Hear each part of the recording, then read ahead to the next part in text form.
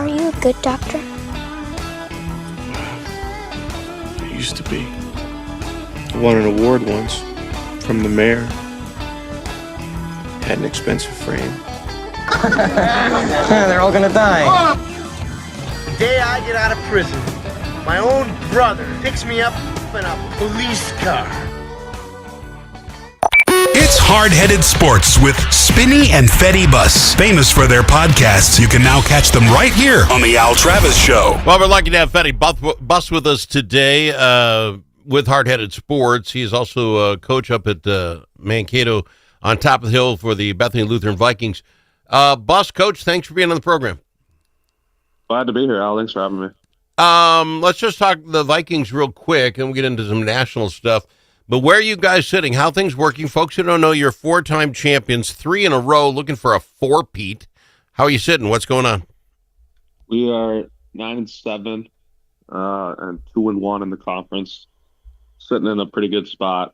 The conference is really wide open this year. A lot of, everyone just seems to be beating each other. Seems like every single team has a chance to win the conference this year, which is pretty rare. So we got to be ready to go every single game going forward, and it starts tomorrow night at MLC, and then we have another one on Saturday against North Central. So, how are the fans for this sort of thing? Will you pack the house? Can we get the house packed on Saturday for you?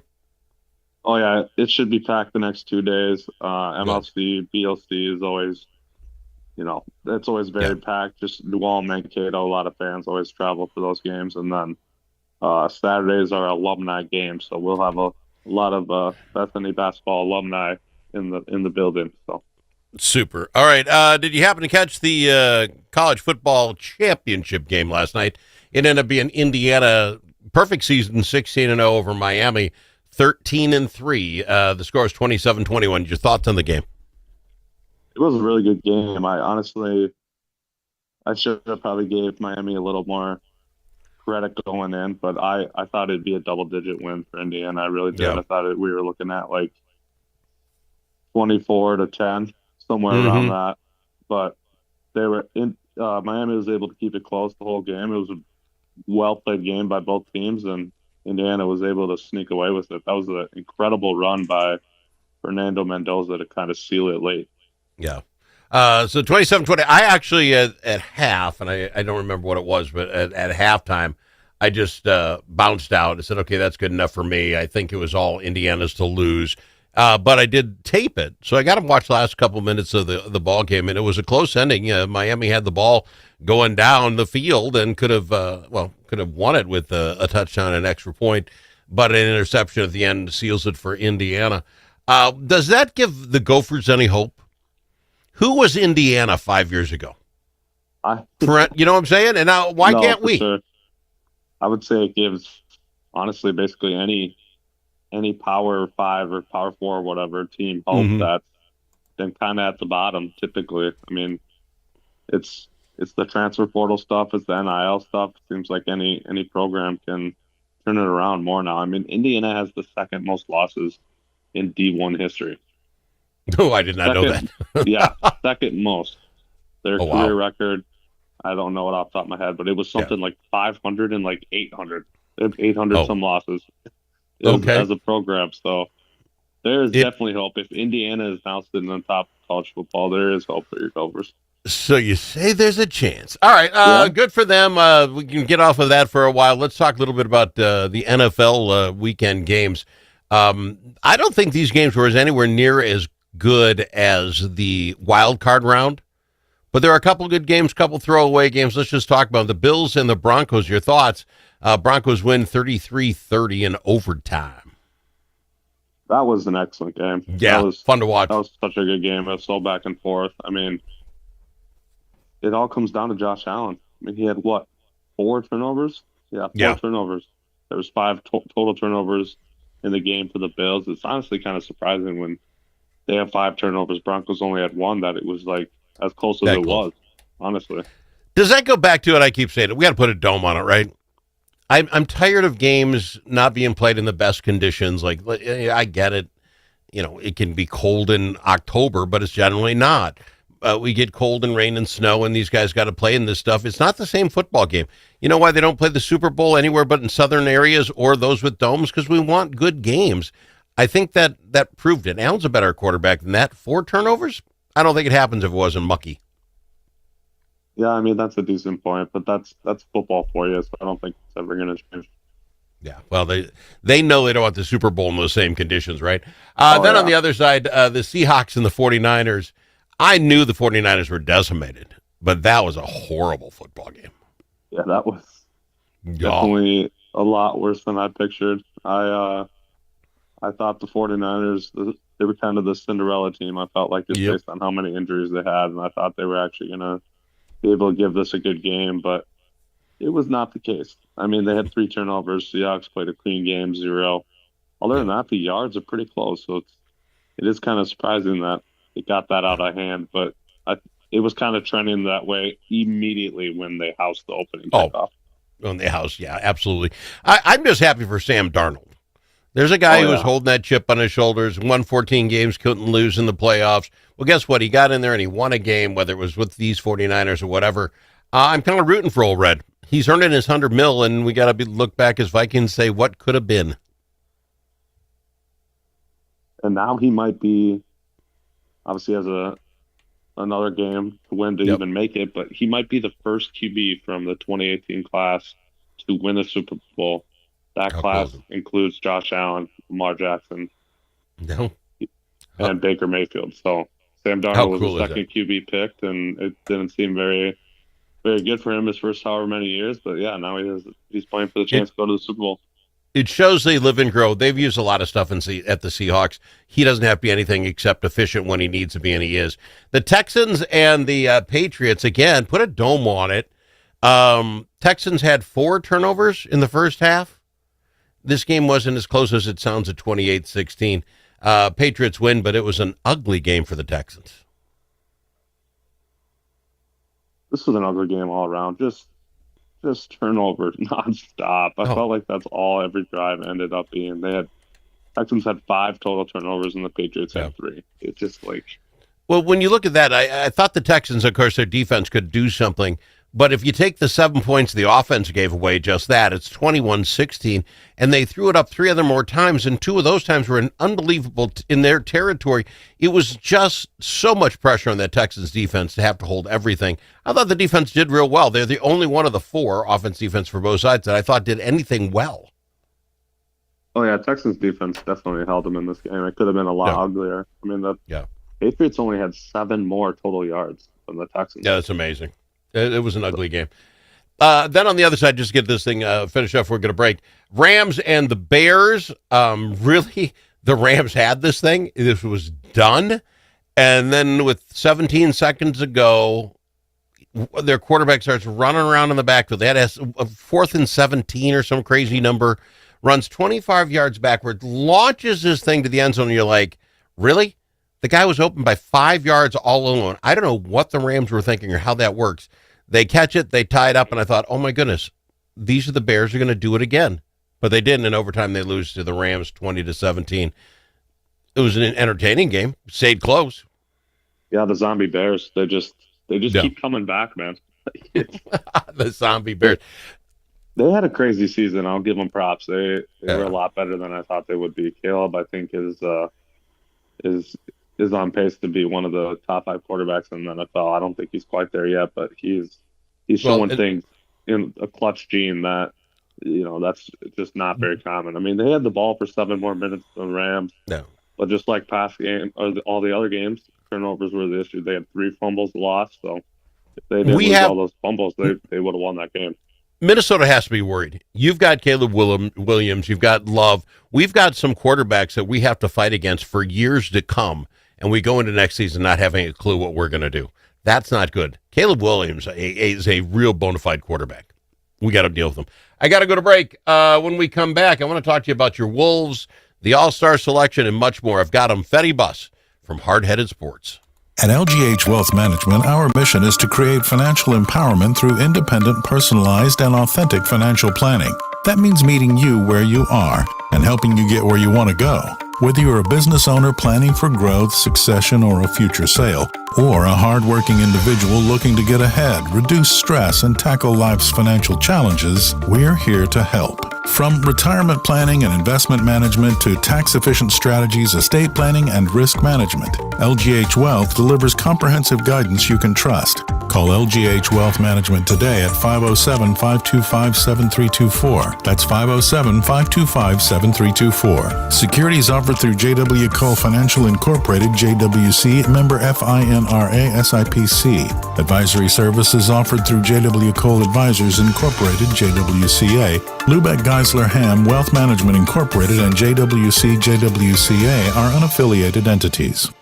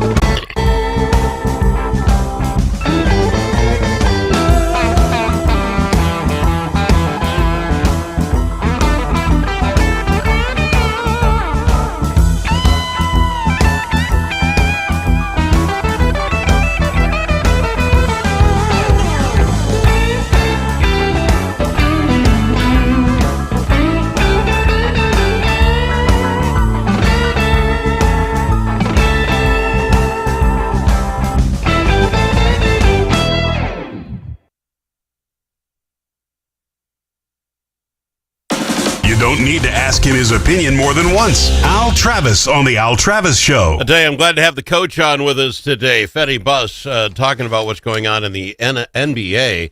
Did you catch that the All-Star teams came out and our guy Ant is not a top 5 player? He will be a bench guy in the All-Star game. Your thoughts on that off the top, Bus?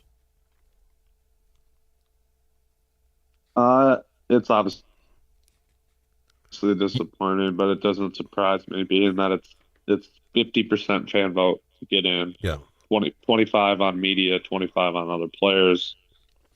He had a better media vote and player vote than Wemby, but Wemby had more fan votes, so that's why Wemby gets the 5th starter spot. Obviously, It should be Ant for Curry if we're being real about it. But well, no, here's the lineup that the West end up voting in: Giannis, Shai Gilgeous, Nikola Jokic, Luka Doncic, and then Victor Wembanyama. So those are the 5 guys who are starting. Who would you say? Is it Victor, the one that you would rather have in than Ant? You know what I'm saying? You can't take out the best player in basketball, right? Jokic isn't. You're not replacing him with Jokic, are you?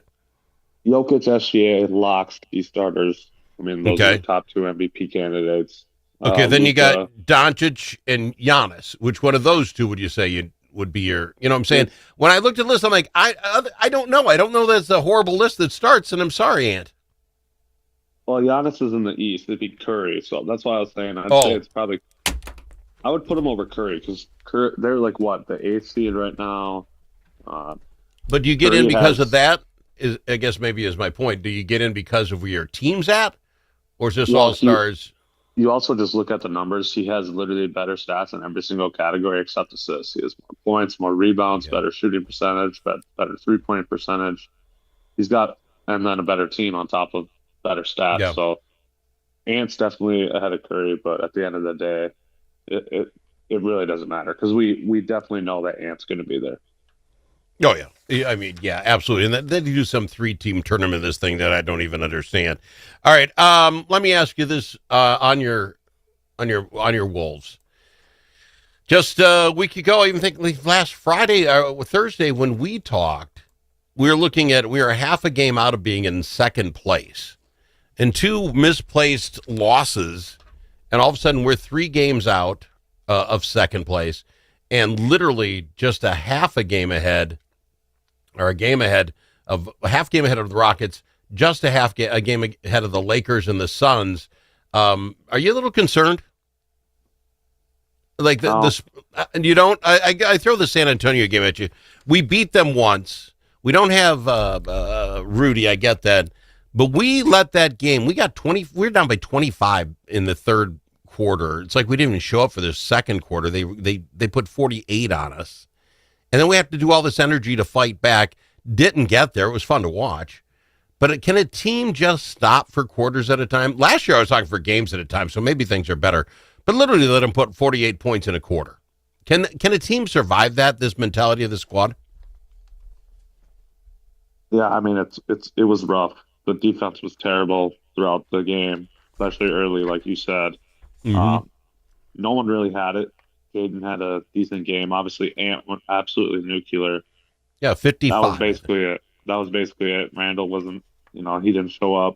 Nas got hurt in the first quarter, so that played a big factor too. So we didn't have Rudy at all and only 5 minutes of Nas. So I would hate to say that it's this cookie cutter, but I truly believe we would have won the game if we had Nas and Rudy. Like, no doubt about it in my brain.